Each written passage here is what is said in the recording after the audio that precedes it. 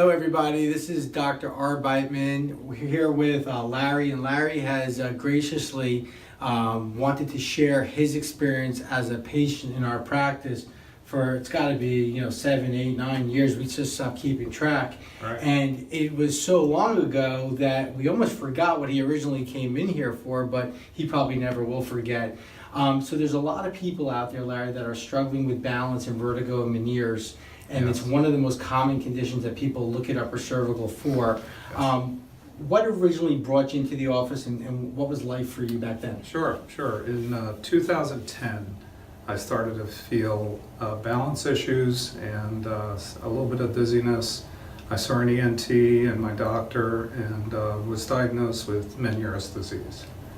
The treatment that they started was diuretics to reduce fluid in the ears. And I found it very frustrating because it didn't seem to help. The dizziness continued, the balance issues continued, and ultimately I started to have vertigo attacks in 2011. From there, it became worse. The frequency of the vertigo attacks increased from about 2 per month to 3 per month, and that's when I sought your help. How did you first find out about upper cervical care? I did some reading. I was doing a lot of research to try to figure out what was happening, and read that upper cervical was having some success with Meniere's disease and vertigo. And if I remember correctly, you were actually flying to Chicago once a month for treatment. So you were like willing to do whatever it took. Absolutely. At that time I was looking into prolotherapy as a treatment option, and it didn't seem to help either. So now we fast forward. How are you doing now? What's it like now? Yeah. Well, in 2012 we started treatments here, and by 2014 I found that the vertigo attacks had decreased significantly from about 3 a month to about 1 per month, and then in 2015 they disappeared entirely. That's amazing. So now we're 4 years down the road and we don't even want to talk about it.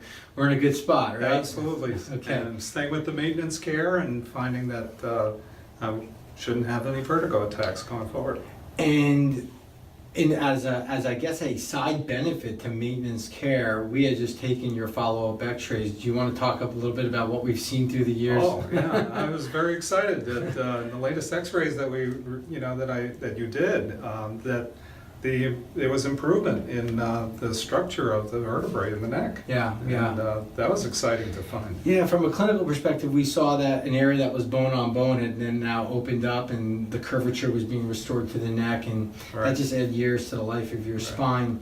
So without keeping it too technical, what would you say to the person that's watching the video from the comfort of their own home and they're just unsure if upper cervical is the right avenue for them? What would you say to them? Oh, I would say to them that you should at least try and experiment with various treatment options. And for me and for you, if you're dealing with vertigo, you should definitely look into upper cervical care for treatment of vertigo. Larry, thank you for your testimony. I know it'll help a lot of people, and thank you for your continued trust and confidence. Sure. Appreciate you.